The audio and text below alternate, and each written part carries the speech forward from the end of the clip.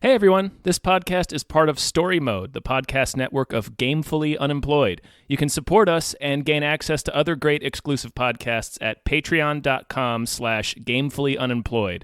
That's patreon.com/GAMEFULLY unemployed, which is spelled like it sounds.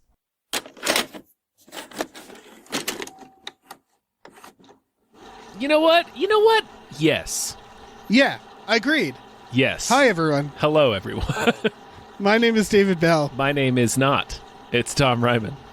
And we just watched Bram Stoker's Dracula. Abraham Stoker's Dracula. Yeah, baby. That's what he says in the movie. Do I make you horny, baby? Yeah. I'm Dracula.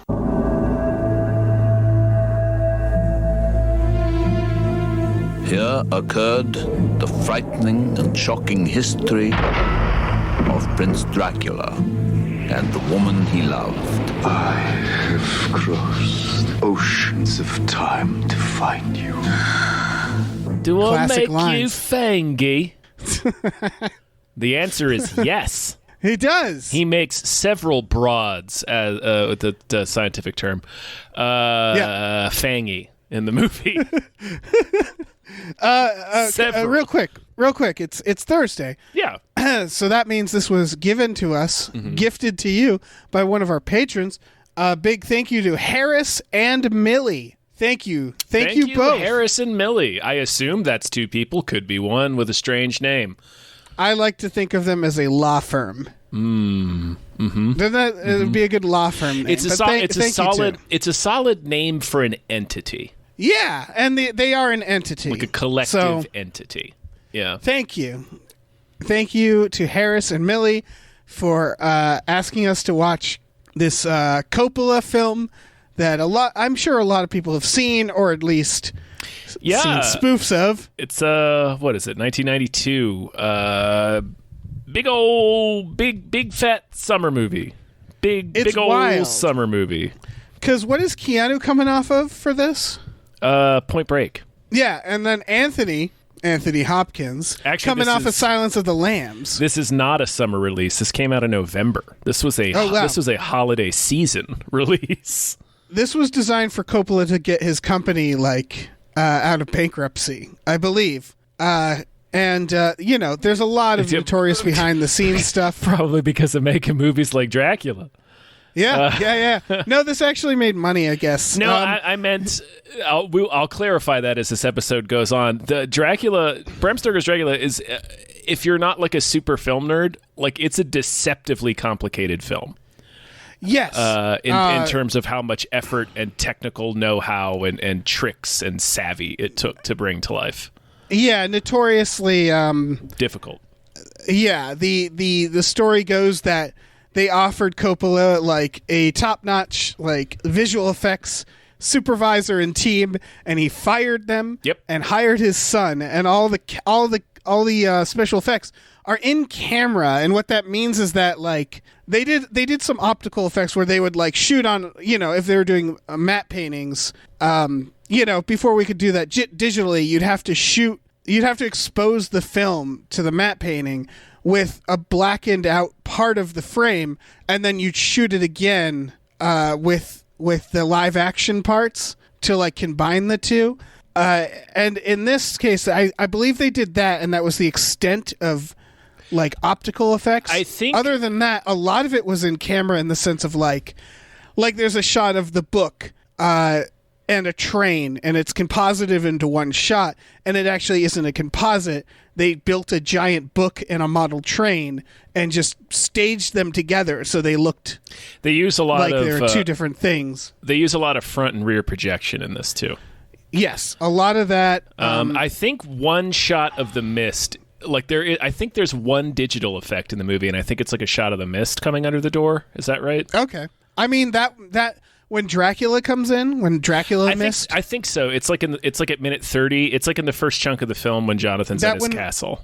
That wouldn't surprise me. I think like there's like purple mist that appears. Right. I believe that's the only digital effect. I'm not positive. Yeah, they weren't doing it out of the principle of it. I think they just liked how it looked. From what I've read, Coppola wanted to make this movie using only because he wanted to make like a classic Universal monster movie. So from what I've read anyway, according to what I read, that's what he was going for. So he wanted to only use techniques that were available to them at that time. Right, which is it looks good. This movie looks good. It sounds great too. It's great. Yeah, like in terms of a technical achievement, this movie is excellent. Yes, we haven't talked about the quality of the actual plot, which I guess. Well, the plot is Dracula. Dracula's a good story. Yeah, I guess the question is this told well? Is this because here's the thing I realized this watching it. I forget the second half of this movie exists. I remember the castle shit, old Dracula, him looking like Slash, and then I just sort of black out. And it's because the movie's kind of boring, I think. I think the second half of the movie... Well, first of all, this movie is schlock, but it's like really, really good schlock. Like this is like top shelf schlock. Oh, absolutely. Gary Oldman is absolutely killing it. Appropriately vamping it up in each scene he gets.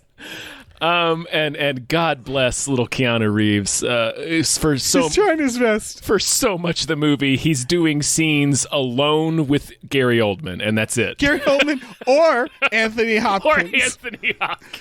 And it's like in interviews I was reading, he said like I was coming off of Point Break and some action films, and I was a little like he said like he probably shouldn't have done this movie because he was like kind of fatigued at the time, and also.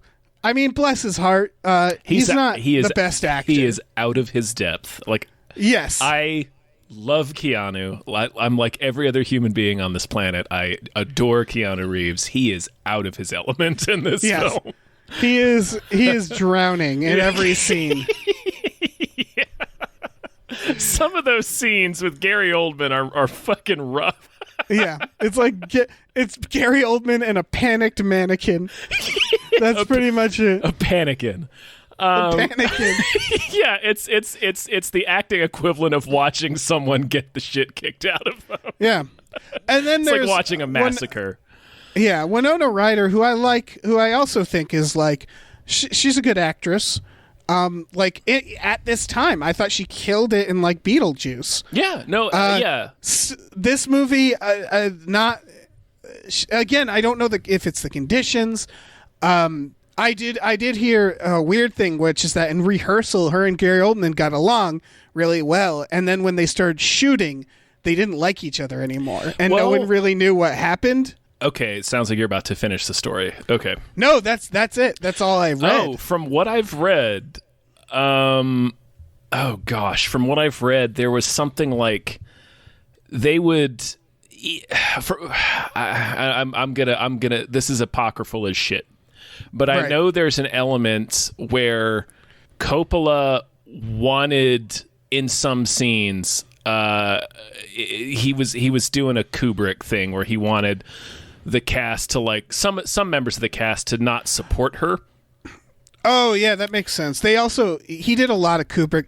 The like Cary Elwes and his little group. Mm-hmm. I read that he made them go on actual like adventures together. Oh, of course. Like horseback riding and like hot air balloon rides, so that they could have a sense of camaraderie. So yeah, he was definitely like trying to Kubrick the shit out of this movie. Can you picture fucking Cary Elwes? Oh shoot, what's his name? The doctor. Richard. I don't know, man. Shit, he was just nominated for Richard Shit. Richard Shit. If your question is ending with Richard E. Grant. Okay. I love picturing Cary Elwes, Richard E. Grant, and Billy Campbell, who played the Rocketeer, going on like horseback adventures and hot air balloon rides together for this movie. It's not outside the realm of my imagination. Like when you look at Cary Elwes, it feels like his natural habitat is in a hot air balloon.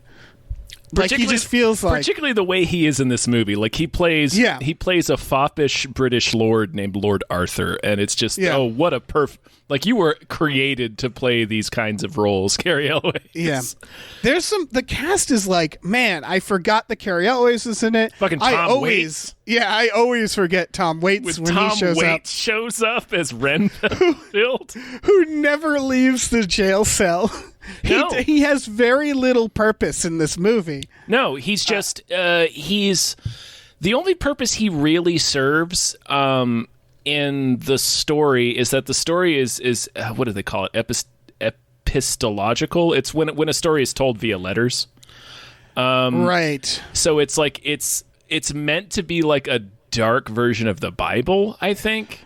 That checks out, and he does serve a lot of exposition. That's like his function is sort of like a John the Baptist type character, and then also it's like he was Dracula's previous lawyer, so we're seeing what's gonna happen to Keanu basically via Renfield. He's gonna turn into Tom Waits. He's gonna turn into fucking Tom Waits. Look, their worst fates. When he was like about this Dracula and these flies, man, all these flies on my windowsill. When he was demanding a kitten, it was like, give him a kitten. Perhaps I want cat. Tom Waits and a kitten. Yeah. He probably won't eat it. I don't know. Like, who knows what he's gonna do with? Also, one of Dracula's brides is Monica Bellucci. Yes, Monica Bellucci.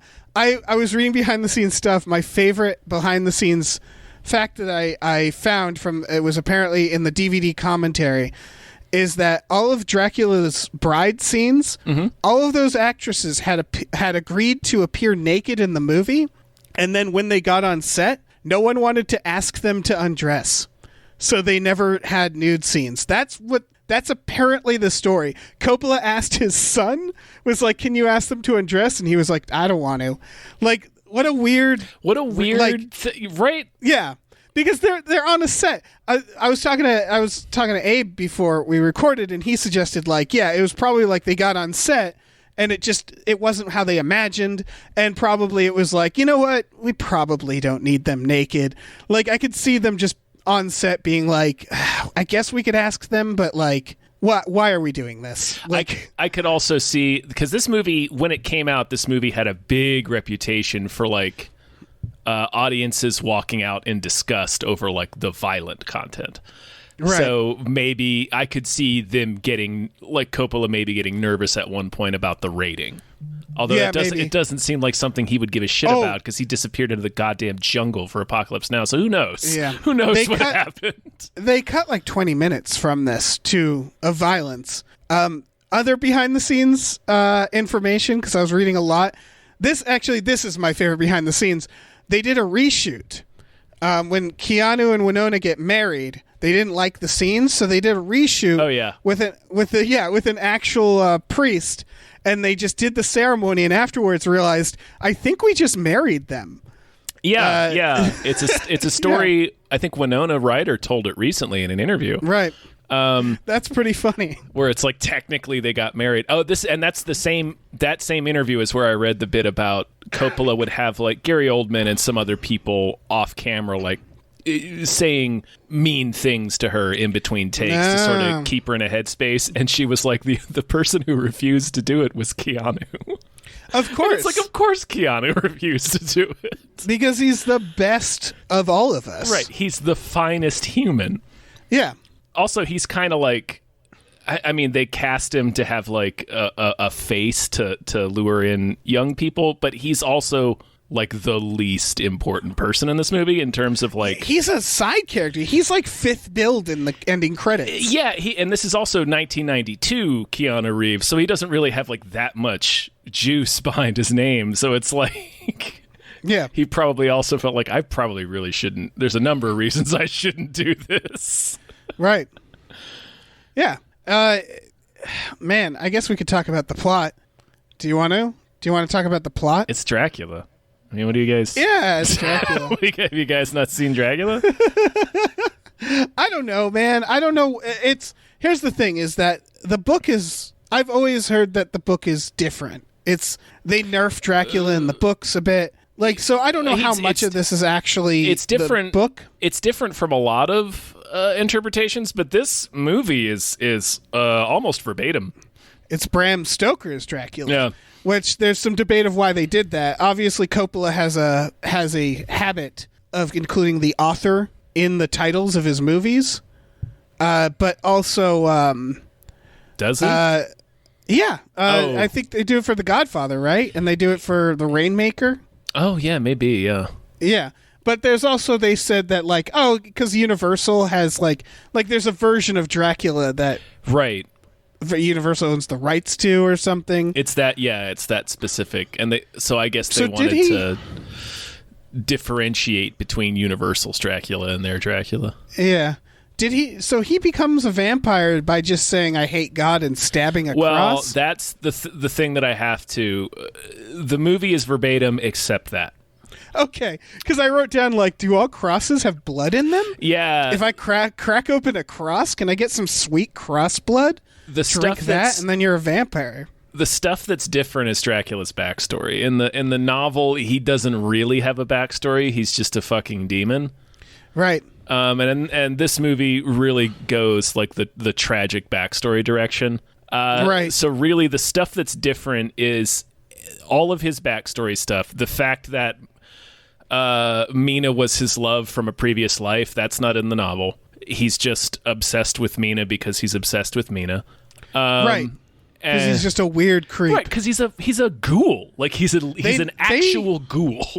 They nail the scene where he's stopping her on the streets. Yeah. I was thinking this is where pickup artists come from. Yeah, he's like a close-up magician. He's even dressed like one.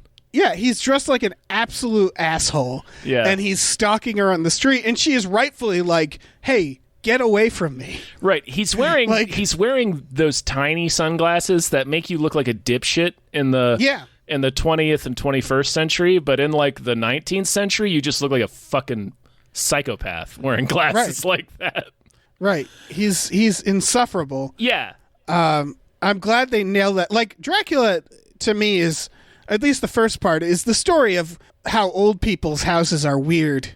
Because that's the first part is Keanu Reeves just having red flags whiff him by. It's the first part of the story is 90% of modern horror. It's a person who is getting themselves more and more stuck in a situation that is transparently dangerous because they don't want to be rude. Right. Which, if you think about it, okay, so Van Helsing, played by Anthony Hopkins, mentions Nosferatu. So vampires exist in this world, but I assume they're not common knowledge. And it was reminding me of serial killers in the 70s. Yeah. You know? People were yeah, I'll get into your car. It's cool, man. We're all cool. Right. We just didn't know about vampires then. That's why exactly. That's why Dracula had such an easy time. Right, because in that house, Keanu, Dracula, every second he does something that should make Keanu go, I think you're a vampire. Because you're clearly a vampire. Right. You're skittering around on the walls. You're licking razor blades. Yeah. Your shadow is doing shit that you're not doing. Right. And even if I don't know what vampires are, you're cutting yourself with a sword. You're hissing at my cross. I need to go. Also, I mean, I'd hold up a mirror for you to see what you look like, but you can't. You don't have a reflection. Right. That's weird. That's weird. But beyond that, just fucking... You know what? Sit down. I'm going to draw you a picture of what you look like right now because holy shit. There's no way you're doing this on purpose. And if you are doing this on purpose, you are a vampire. Right. I mean, it starts when when the carriage shows up. The moment he saw that carriage, he should have been never mind. Yeah. I'm going home. I'm going home right now. I need to get down to Lord Dracula's house to take care of his affairs. And then the carriage pulls up. Too bad I have to immediately go back to England.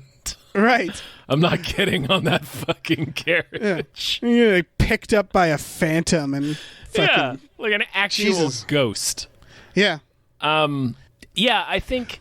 Well, when the story was written, Dracula... Make no mistake, Dracula popularized vampires, for sure. Yeah. And... I think a lot of the rules, quote unquote, of vampires, the way that most pop culture understands those rules, are the rules that are in Dracula.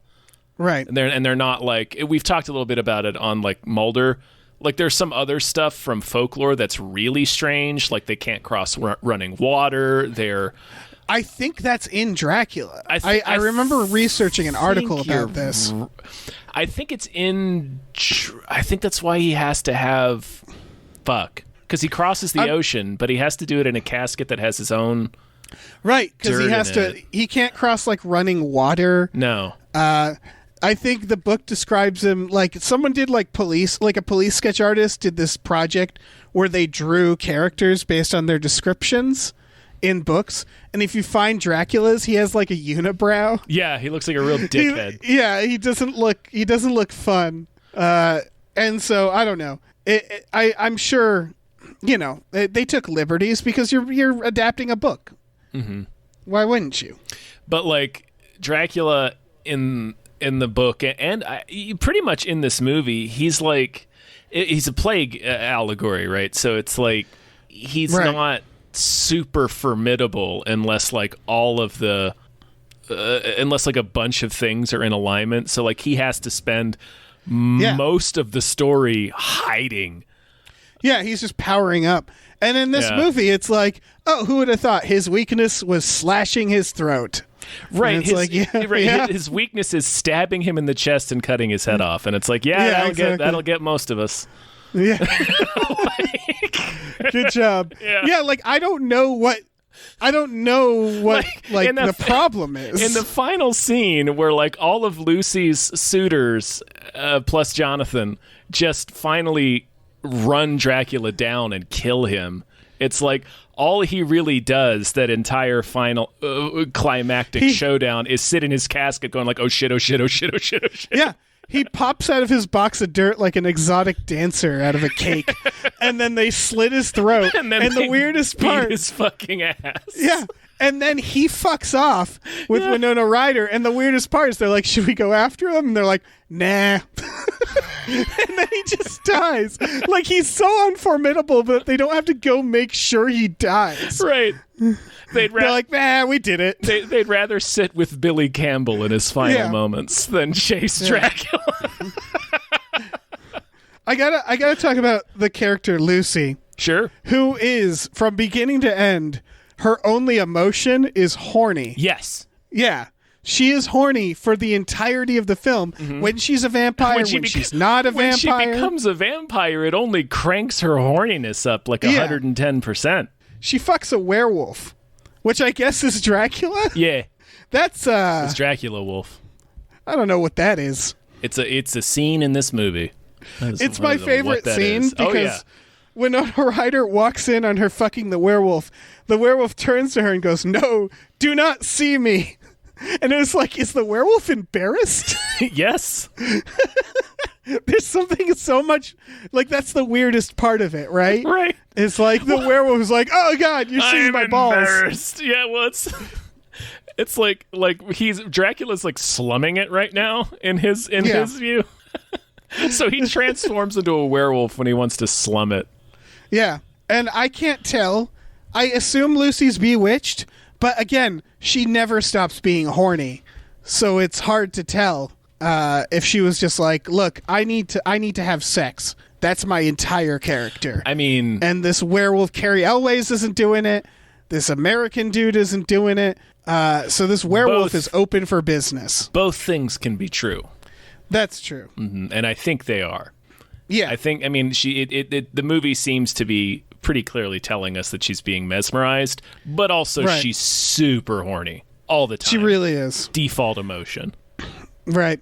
This is where I normally black out of the film, where I forget what happens for the rest of the film. And that's that Dracula is courting Winona Ryder while Keanu is trapped at an orgy, at a vampire orgy. Yeah. He's getting his dick bit by some vampires. Yeah. For like a month. Yeah. Until he crawls out of there and falls into the water or something. Yeah.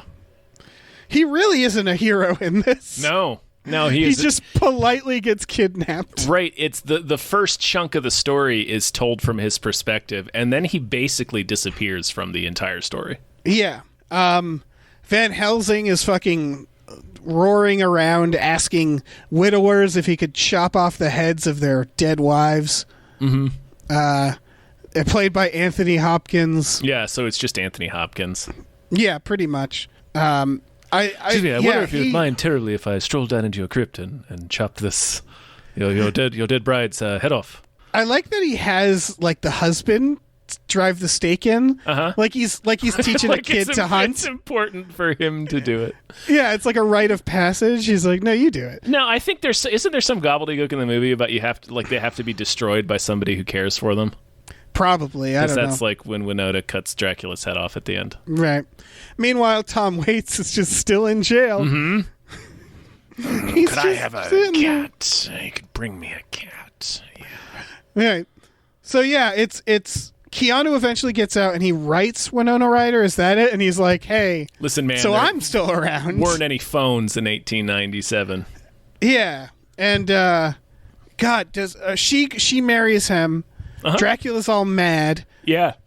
He goes on the run. There's like a Dracula fugitive for a while. They go to his castle, right? Van Helsing, who's supposed to be vampire weary, instantly falls for the Winona Ryder trying to fuck him. Because she drinks Dracula's nipple blood. Yes. And she becomes a vampire. She's like tinged with that's why they have to hunt Dracula down and kill him before Mina turns. Right, and she's just like kind of a double agent the whole time. And then there's like a carriage chase. Yeah, like he has Dracula hires, because Dracula is such a bitch. Like he's so not formidable. Not at all. He has a crew of guys, basically, like normal mortal human guys that are transporting his casket back to his castle. Right. So it's basically like Carrie Elways and the boys have to they get into a gunfight with these guys and kill them all, and then they kill Dracula. Yeah. That's how the movie ends. Yeah, then they just kill him. It's the same thing that I think is so funny about the end of It, where it's just like they defeat the monster by just kicking its ass. Like they just finally decide that they've had enough of it, and then they just stomp the Christ out of it. Right. The secret was in us all along, and by in us I mean our muscles. Right. We just fucked this dude up. Like just curb stomp. Like he looked askance at Mina at a bar or something. Like that's right. Like that's as challenging as this fight was. Yeah, pretty much. And then at the end, he's like, I don't know, I'll always remember you. It's going to be an awkward afterlife for all of these people. Well, if Dracula's there. It depends on where Dracula's going, I guess. I mean, probably not the same place. Where do you think he's going? Other people are going. Look, you don't know. What if they get to the pearly gates and they're like, fucking Dracula's here? I'm just saying you don't get to spend 400 years using your dope-ass hell powers and then not have someone come to collect on that. Yeah, that's fair. I don't care how nice you were at the end. And Dracula's not even nice. No. He dies a bastard. So he doesn't undo any of the horrible things he spent the past half millennia doing. But I'm guessing, since you mentioned that it wasn't in the book, all of Winona's stuff, they try to make him more sympathetic. Yeah. They make it so that Winona at the end is like, I love you, blah, blah, blah. I mean, I'm still going to put your ass down. Like, she knows. Yeah. No, let's not have Dracula's. Yeah, we can't have this demon running around. Certainly not with those sunglasses. Right, but halfway through the movie, she just suddenly gets the memories. I don't remember how. I assume he bewitches her. Yeah, it's some element of his power. They go to watch the moving pictures. The Flicker show. The Flicker show. Yeah, they're playing all the hits. They're playing Naked Lady Walking. They're playing Train Coming at You. Man on Penny Farthing Bicycle. Yeah. And then she sees him tame a wolf, and she's just so into it. Mm-hmm. I mean, that's pretty sweet. Oh, yeah. But yeah, the wolf does just kind of come into the movie theater, and it's like, you want to tell your buddy to wait outside, Dracula? Right. She's got wolves walking around. We're in London. Animals seem to like Dracula. I bet Dracula's a good animal owner. Certain kinds of animals. Like a pet owner? I mean, that's classic vampire shit, right? Like bats and wolves. I bet all the animals, though. Like parakeets. I don't know. I'm just guessing. Here. I feel like they're good animal owners He's just in Ace general. Ventura. Yeah. When Keanu shows up at the beginning, he makes him dinner. That's all. That's the observation. Someone cooked Keanu a bird and like dinner, and there's no servants there. So Dracula did that, right? Yeah. I mean, so Dracula's just in the kitchen, Possibly. making dinner. He hints at. I think this is in this movie. It might be a line from the novel, but there's one point I thought where he says something like, "You won't see my servants." There's a whole thing about this where Dracula doesn't have servants, or they don't notice. It's also in the BBC series, I believe. And in this, I guess Gary Oldman actually plays the carriage driver, implying that the carriage driver is also Dracula. Yeah. So like he's just filling in. I mean, the answer is probably he made one of his brides do it. But no, whoever's making that meal, I can't imagine is very good at cooking. Because Dracula doesn't eat. Yeah, So, when's the last time? Dude hasn't cooked in like 500 years. I would not eat something Dracula cooked for me. Not out of like, oh, you're going to poison me. It's just like, I don't think that'll be very good Dracula. No, you'd get your plate and it's like a 3D sawdust. Right, it's like sawdust and a dead earthworm. Yeah, he's like, he this is what you people eat, right? He doesn't fucking know. No. How could he? It's been like 600 years. Yeah, it gets longer every time we bring it up. All right. It's been like 1,000 years. This is what's Dracula doing? Real estate? They don't answer this in the movie, but he's trying to put down like little like safe houses, right? Yeah, he wants to move to London. Yeah, who doesn't? It's a bit of a risk for him, right? It is. Yeah, that's why he's doing it the way he's doing it. That's why it's like very secretive. Right. And he is having all this affairs with the bank handled like very mysteriously. Right. I love that he has to like a big part of the story is Dracula has to deal with the bank. Yeah, I mean that's the story is Dracula doing a real estate deal. Yeah. And like the bank, Keanu really should like he makes Keanu write a bunch of letters saying everything's okay. That's another red flag. Well, yeah, I think by that time he knows it. Like in the he's pretty sure. In the narration, he's like, something. I'm pretty sure I'm his prisoner. He's having me write all these letters. Yeah, saying that I'm fine, and I'm not fine at all. It really is amazing how politely he allows himself. Yeah, he just to become allows president. himself to be held prisoner because he doesn't want to he doesn't want to offend. Yeah, he leaves by just jumping out the window, essentially. Yeah. And it's like, I feel like you could have done that at any point. I guess you had to wait until it was really bad. Yeah. I guess he was conflicted when his bed started sucking him off. And he's like, I don't know. This isn't that bad, I guess. Like, they did eat a baby, but, like, you know, it's kind of neat. This could be worse. They really needed that narration. This movie has a lot of narration. Anthony Hopkins is doing some of the work. Everybody's pitching in to try to make this. Yeah, it just feels. Yeah. Well, like I told you, the novel is written that way. It's written as a series of letters, so it's like it's always being narrated by somebody. I bet this feels like a story that needs a novel length, or a 3-part BBC miniseries where Dracula fucks. Yeah, no, the BBC miniseries really nails it. I will say that. Yeah, it is a faithful, accurate adaptation.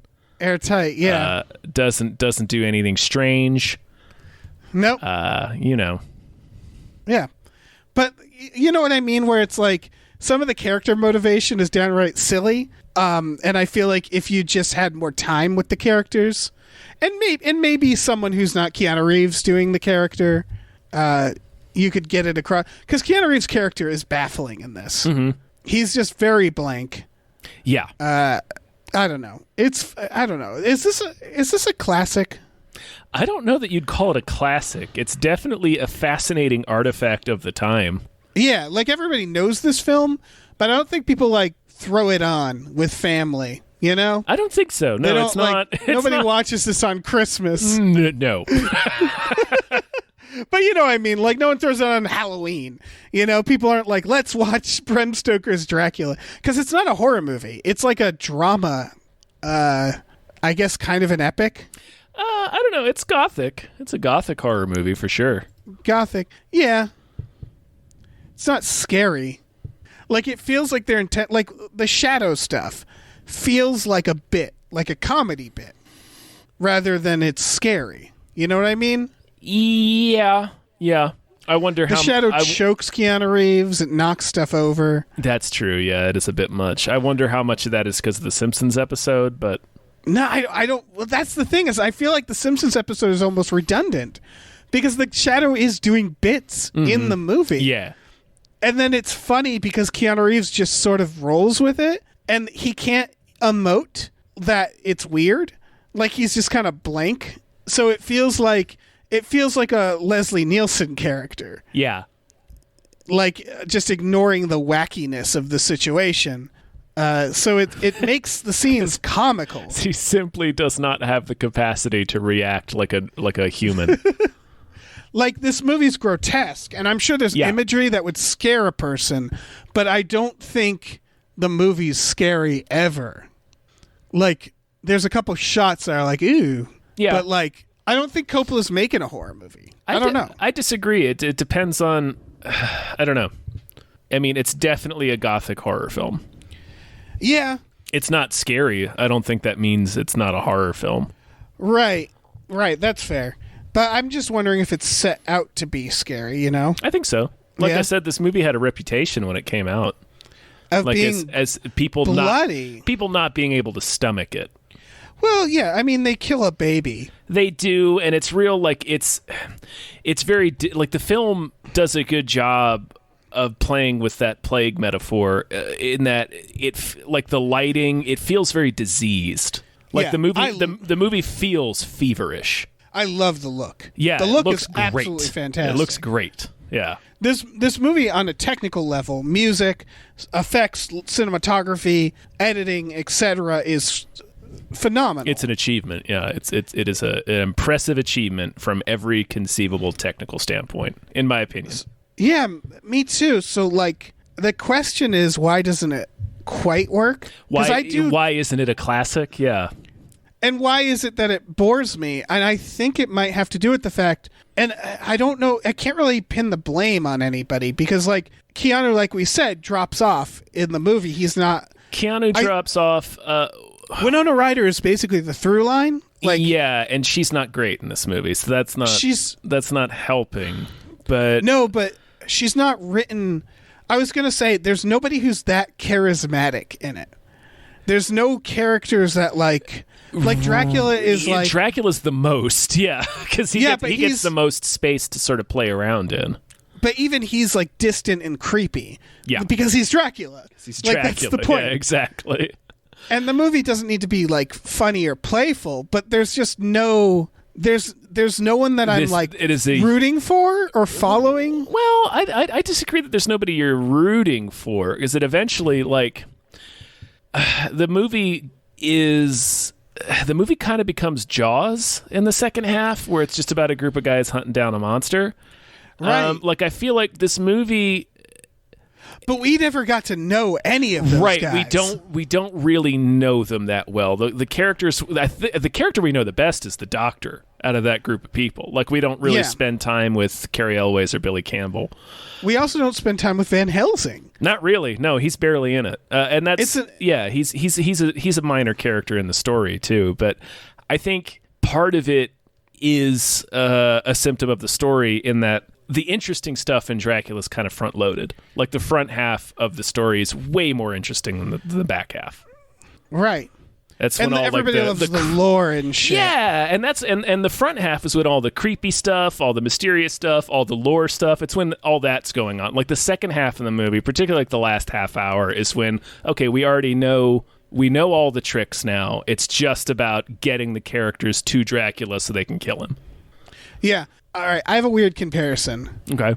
And I'm not sure it holds up because I haven't read Dracula. But is this similar to adapting, say, the book World War Z, where World War Z is written in a specific way? It's Okay, not at all. No, because you know what I'm getting at. Though, I know right? I know what you're getting at. But Dracula is one narrative. It's told from a bunch of different viewpoints, but it is one story that moves in one direction. And World War Z, as I understand it, is a bunch of stories around this event. Yes, but if you think of the event as Dracula, because it is also just a bunch of stories around the beginning, middle, and end of a zombie apocalypse. So, and it goes into like how it started and where it goes and stuff. And it's just really diving into like the technical aspects of zombies and like different ways it affects countries and so on and so forth. And it feels like I guess the two things that I wanted to compare is a lot of Dracula them just talking about Dracula as a being, and like it's because it feels like from the outside looking in, but like Dracula like it doesn't feel like there's a main character in this movie. There's because it skips around a lot, and they keep introducing and dropping. Like we said, we start with Keanu, so it's like, okay, we got our main character, then he vanishes, and then we're at Winona. 4 main characters, yeah. And it jumps through their viewpoints. No, the Dracula story is one event. It's like one story. It's just told secondhand from a couple of different viewpoints. Right. It's not like like every single event of the book is directly connected to this main narrative of Dracula's trying to come to London. Right. It's from the point of view of about 4 or 5 different characters, and they're all directly involved with each other and with Dracula, etc. So it's like one story. Mm-hmm. It's definitely one story, but the protagonist and like the person to follow sounds like it kind of skips around. Well, I mean, in that way, it's kind of like I would put it closer to like It, like I mentioned it earlier, or like The Stand, something where it's an ensemble rather than one main character. So it shifts between their viewpoints, but it's all the same. Like they're all contributing to moving the same narrative forward. Right. They just needed them to be a little more, I don't know, distinct, charismatic, because my favorite character was Lucy, because I knew what she wanted, which was to just fuck. Yeah, she wants all to get the down, time, man. She just wants to and fuck. then she got that, and she got that, and she died. Mm-hmm. Yeah. No, it definitely hurts that like 2 of our main characters are kind of wooden, and then one of them being Keanu Reeves, who's just in one of the most wildly miscast roles in history, probably. Mm-hmm. Yeah. Bless his heart. That's both Keanu and Winona Ryder. They have 90s face. Yeah. Where it's like, I don't believe you. Like, that you would exist at any point that isn't the 90s. You look like you're from the 90s. I'm sorry. Yeah, Keanu more so. Yeah, I think they both. Well, I mean, I grew up watching Beetlejuice over and over again, so it's like I already had something connecting Winona to the 80s. Right. So she doesn't. Then she has 80s face. Then. Yeah, sure, she's got 80s face. They both look very modern, is my point.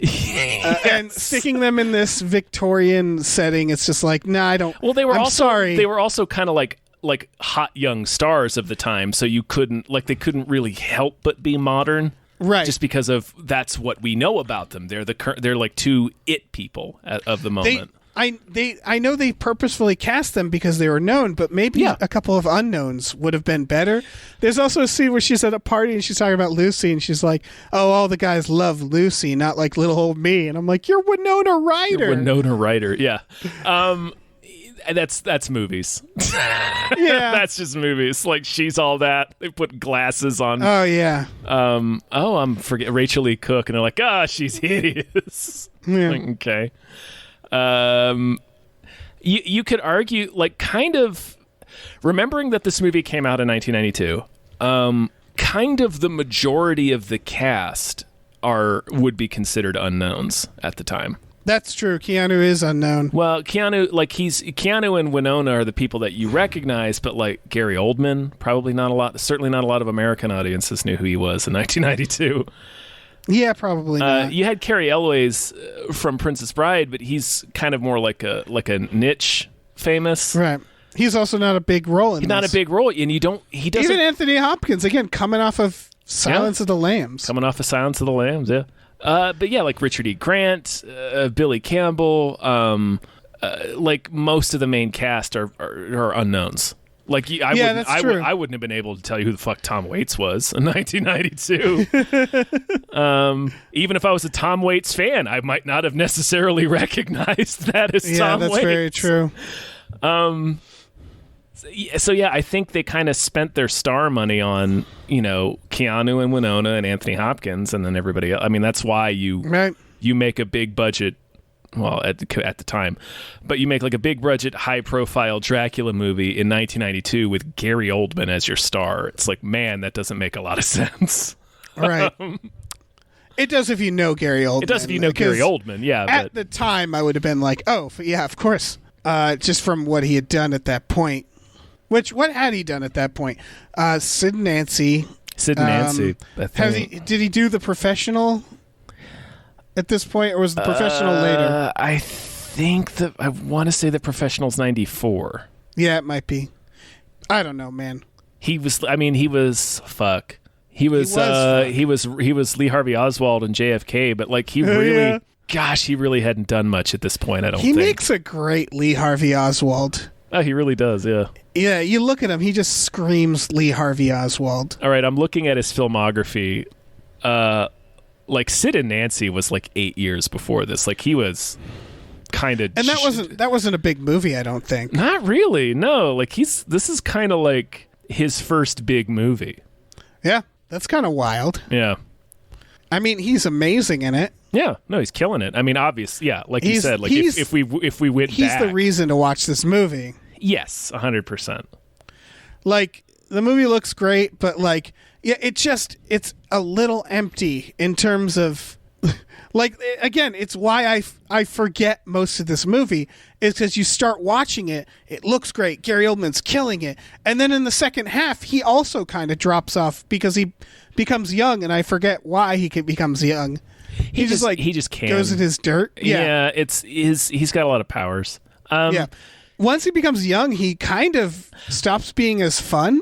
I think the castle's the best part. Like the first act of this movie is the best part of the movie. That's the part that everybody remembers. That's the part that gets lampooned. Yeah, and then it just sort of I think the loses steam. I think the structure of the story of Once Again I think is working against it, because the story kind of works in the same way, where there's really three parts. There's part one, which is Jonathan in the castle. There's part two, which is Mina and Lucy's suitors dealing with Lucy's strange malaise, which, I mean, in the story, it's written in a way that you're like, she's getting visited by Dracula, I bet. And in the movie, they just explicitly show you that that's what's going on. Right. And then part three is them teaming up basically with Van Helsing to go to Transylvania and hunt Dracula down and kill him, because he has to run back there because the jig is up, basically. Like he's running away when they chase him down in the end.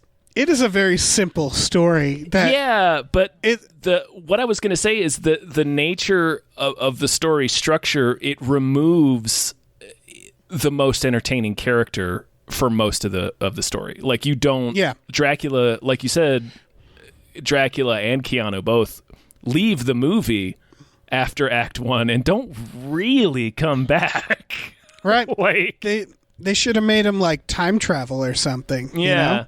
Like Dracula's in it here and there, but it's shit where he's like doing his close-up magician, or he's like a werewolf who's saying, "Don't see me." It's like, then don't be a werewolf. I can't help but see that. Yeah. Well, I'm not going to not see you. You werewolf. You fucking creep werewolf. What the fuck are you doing? You werewolf with Gary Oldman's face? Yeah. What the hell is happening? Fuck is this? You so look like, weird. You look like the worst Sonic the Hedgehog character. Yeah. But as a story, it's very funny. It reminds me of, like, I don't know, Saw.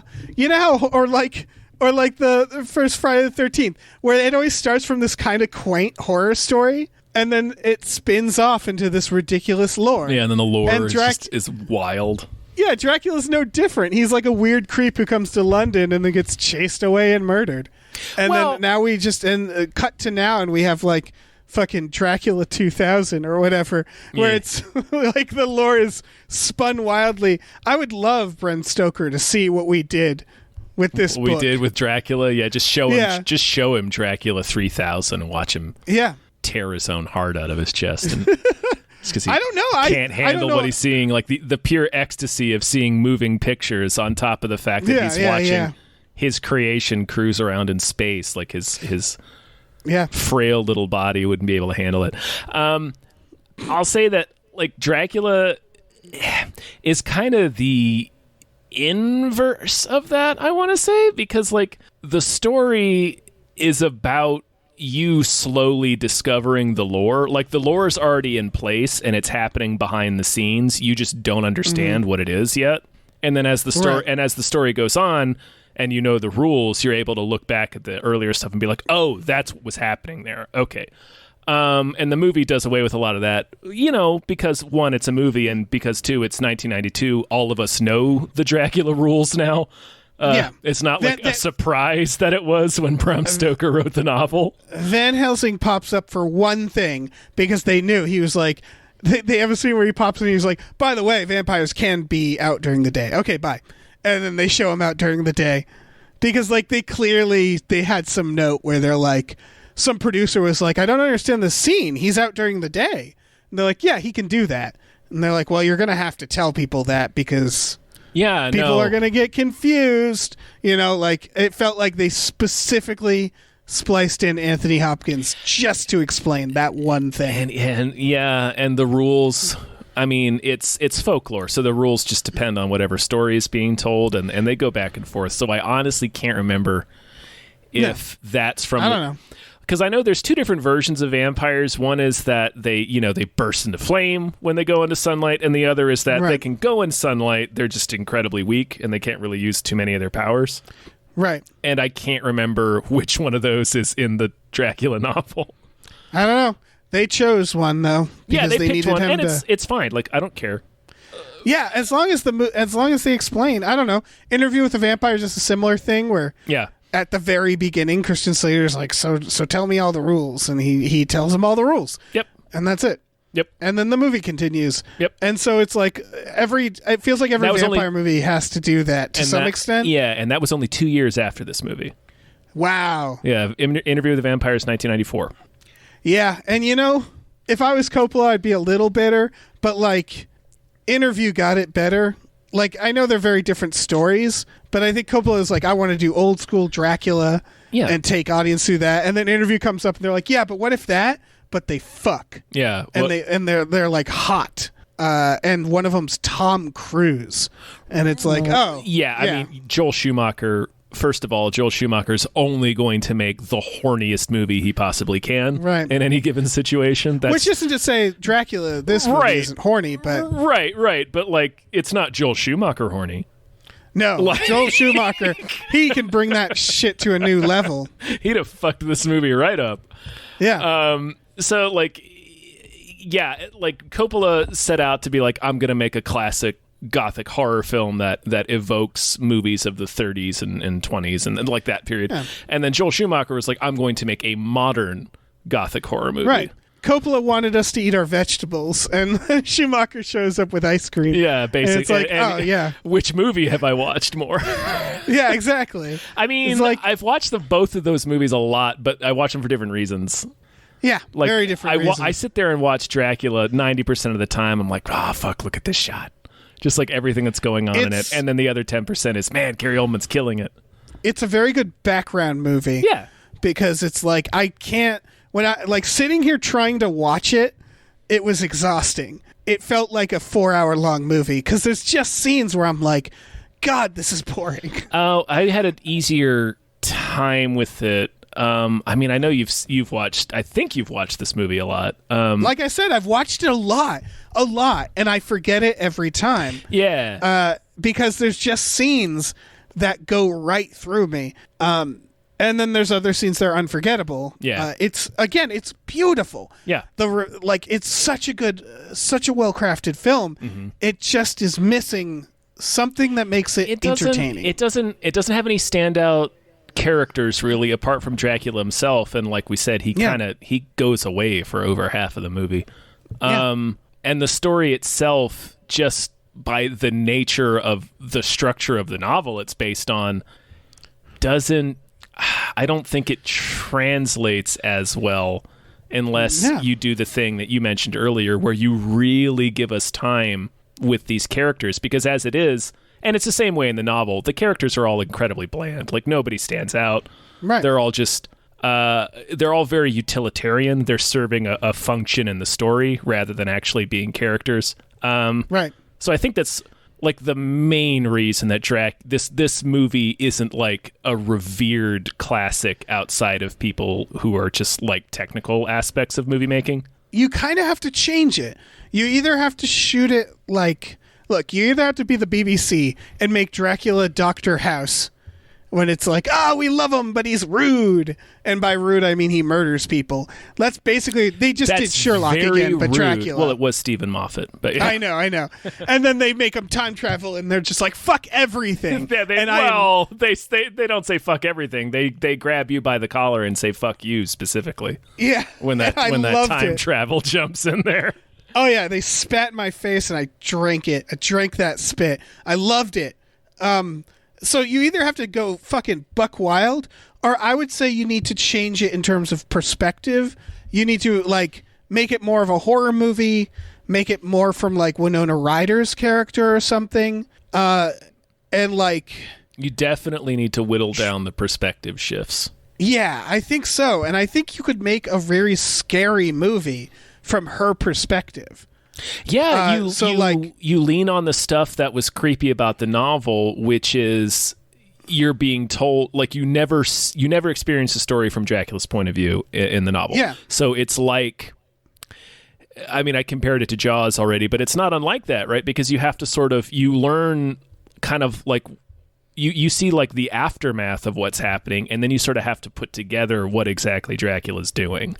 Right. And so I think... have almost a cold open, which is the Keanu stuff, but don't dwell on it. Don't even make it your first act, and then just do a bunch of Winona stuff, and have the weird creepiness slowly happening, almost like a slow burn, almost like a movie like The Witch. Right? Yeah, you do the beginning where it's like a cold open or whatever, and then like the main meat of the story, like the beginning of the conflict could be like. If it's from Winona's perspective, it's like, man, I haven't heard from Jonathan in a while. And that's the beginning of the conflict.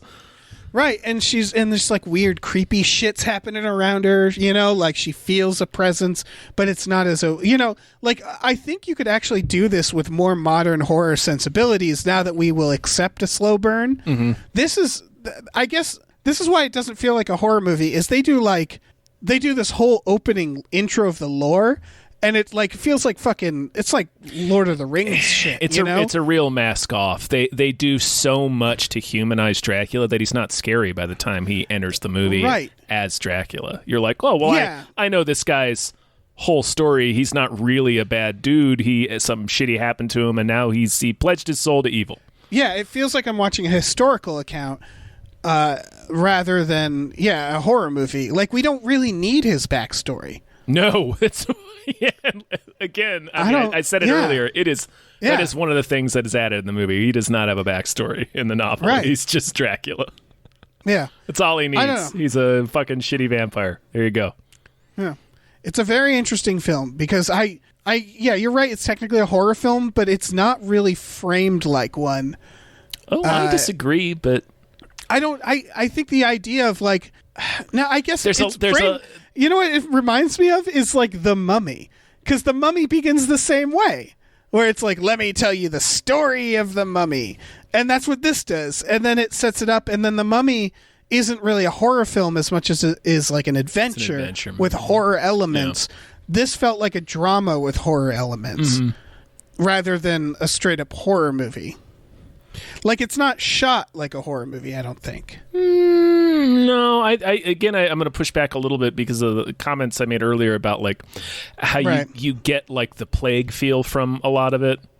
It's shot like a gothic. Yeah, which I think counts as horror. Yeah, I guess it's. Yeah, you're right. I'm probably nitpicking right now.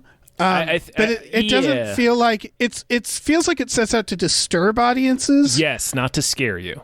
Not to scare them. Yeah, which still counts, I think, as a horror film. Yeah, like, I'm not sure if it succeeded. I think the movie successfully makes you uncomfortable. Yeah, but uncomfortable in the way that you've walked into a wolf having sex. And you're like, oh, sorry, God, I feel uncomfortable. Yeah, there's like the wolf goes, don't look at me, and runs away. Like another aspect to the sort of feverish feel. It's like these bright kind of yellowish lighting, and like the framing. A lot of the framing is real tight.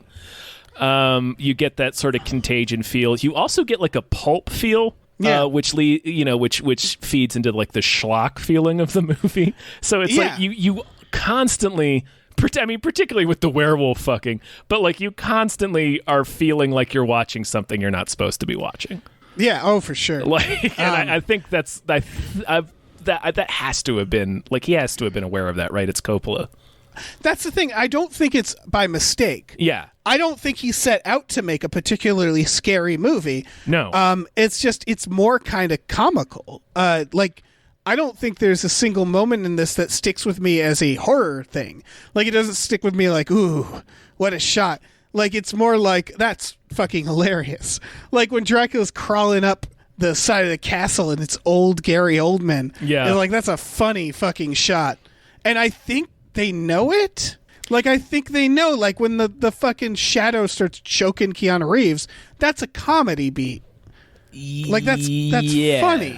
And there's a little bit of like when he cuts Lucy's head off and then it cuts immediately to like the bloody roast. Like there's a little bit in this movie that sort of seems to indicate that there's a little bit of a sense of humor. This movie is not funny, to be clear. No, but I do think like Anthony Hopkins being like, I want to cut off your wife's head. That's that's meant to be funny. It's meant for comedy. Yeah, that's meant to be funny. But there's like only this is a dour fucking movie.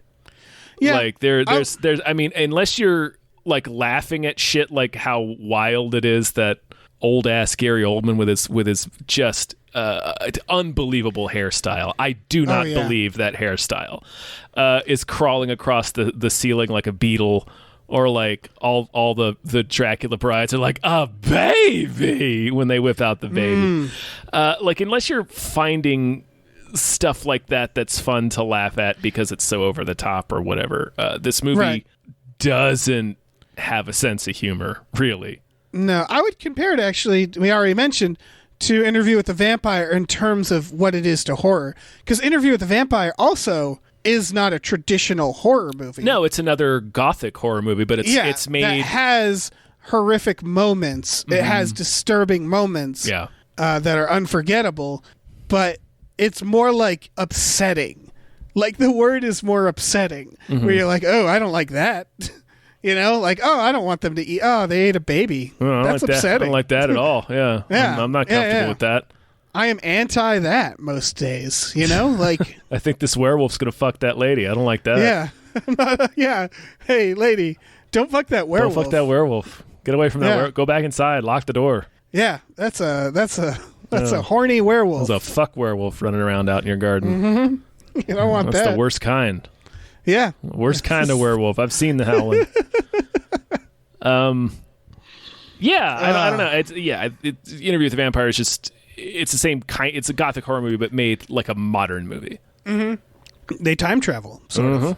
I mean, that's what you need. Yeah, they time travel. They time travel like Bender time travels. Technically, so does Dracula in the Moffat one. Yeah, almost exactly like Bender, actually, because he's trapped in a box. Yep. I gotta watch this. What a stupid fucking show. I was so into it. I'm pro that show. I am too, but god damn. Yeah. I could not believe that second episode where it ends. Oh, it's perfect. Oh, man. Anyway, do we have anything more to say about this version of Dracula? I don't know, man. See it if you haven't. Like, again, as a artifact, as a Coppola film, have a night, watch this and then watch Twixt, his other way later vampire film with Val Kilmer and Bruce Dern. Yeah. Coppola, sometimes he does vampires. Yeah. It's like 30 years apart, but Sometimes he'll some do 'em. vampires. Yeah. And Coppola Dracula. What is there to say? It's wild to me that it isn't as much of a classic as it is. But if you haven't seen it, you should definitely get if you're a movie person especially, you got to watch this. You got to check it off on your little list. Yeah, it's definitely one everybody should see, I think. Yeah. Yeah, I'm pro this movie. I like this movie. Yeah. It's a little slow. It's slower than I remember. That's pretty much it. It drags in the second half. It sure does. Yeah. But, werewolf fucking. Yeah? Yeah, that's all. I got nothing. Don't see me. Yeah, don't look at me. Believe It's me, man, I did not want to. Yeah, imagine same scene, no lady, just the werewolf jerking off. Just a werewolf jacking off onto a fucking dais. Yeah, way more In the disturbing. middle of a garden. What are you Don't look doing? at me. Don't see me. I don't. I do not. I don't. Yeah, man, I don't want to deal with whatever this is. Please just eat me, because if you don't eat me, then I have to live. I'm going to go inside and eat myself. Yeah, just very slowly with a knife and fork. Okay. I think we're done, right? Yeah, we're finished. Harris and Millie, thank you so much. This was a good choice. Yeah. Because, happy birthday or whatever the hell. I don't think there's an occasion. You're celebrating. I don't think they're celebrating. I think they're just celebrating this movie. All right. Well, happy Dracula. Happy Dracula to both of you. A blessed Dracula to you and yours. Yeah. I'm going to say that all the time now. A Merry Dracula. Merry Dracula to you and yours. Merry Dracula. So we have a Patreon. Did you know this, Tom? We do. Yeah. If you go to patreon.com/gamefullyunemployed, you can get your own custom We Just Watched episode. You can also watch movies with us every Friday night. That's a thing. But for the base level, $5 a month, you get 3 podcasts. That's Tom and Jeff Watch Batman, Fox Mulder is a Maniac, and Star Trek The Next Futurama. Those are all on our Patreon exclusive podcasts. 2 of those are weekly podcasts. So it's a lot of content every month for $5. That's like the price of like I don't know, like a lot of gumballs. Mm-hmm. From the machine. Yeah. Lots of tiny novelty sunglasses that make you look like close-up magician Dracula. Yeah. It's toll fare. What if for toll fare? Now all I can picture is the action figure version of that Dracula. It's close-up magician Dracula. Can you imagine a toy line where he like presses back, he becomes fucking young? Yeah, with sex pest action. Yeah. God, what a loser. You press a button on his back, he refuses to leave you alone. We also have a store, tpublic.com/store/gamefullyunemployed. You get t-shirts, masks, mugs, stickers, posters, all kinds of things. So check that out. Top hats. Fucking... Why don't we sell cream-colored top hats? Yeah. Everybody's got a top hat in this fucking universe. Hell yes, it was the style. Winona has a top hat. Winona's wearing a fucking top hat. Yeah. You know where we don't wear top hats? Now. Don't wear a top hat is my point. It's not going to work. You're going to look like an asshole. Yeah. Oh man. I was just reminded today, real quick aside for the end, for the people who let's do it. For the people who haven't shut the episode off, you get a little extra treat at the end. I was reminded that Adrian Brody back in, I don't know, 2010, a while ago, spent a bunch of money on a castle in upstate New York for his girlfriend.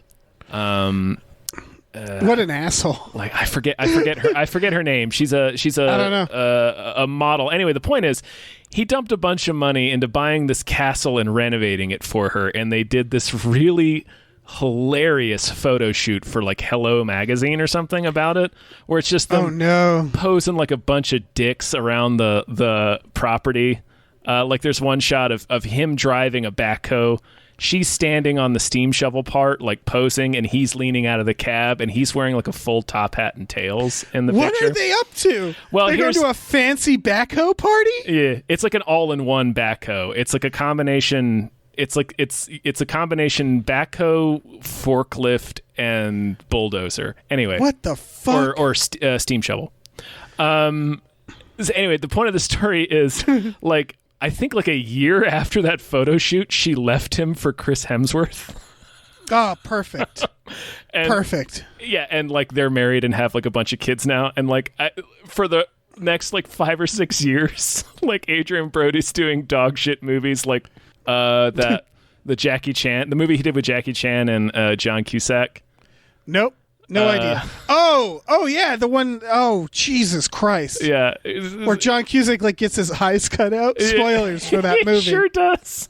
Adrian Brody. It's called like Dragon Sword or something. Like just Blade of the Dragon or Dragon Blade or something. He poisons a kid by dumping poison in his eyes. Oh, he sure does. Anyway, so the point is there's this photo in a high-profile magazine spread of Adrian Brody wearing a top hat and tails and leaning out of an earth mover that's carrying the woman he just bought a castle for, who's about to leave him for Chris Hemsworth. Oh God, what a terrible photo! It's like what asshole. A cursed photo! You should have known the second you bought that top hat that this relationship was doomed. Yeah. Oh yeah. Jesus.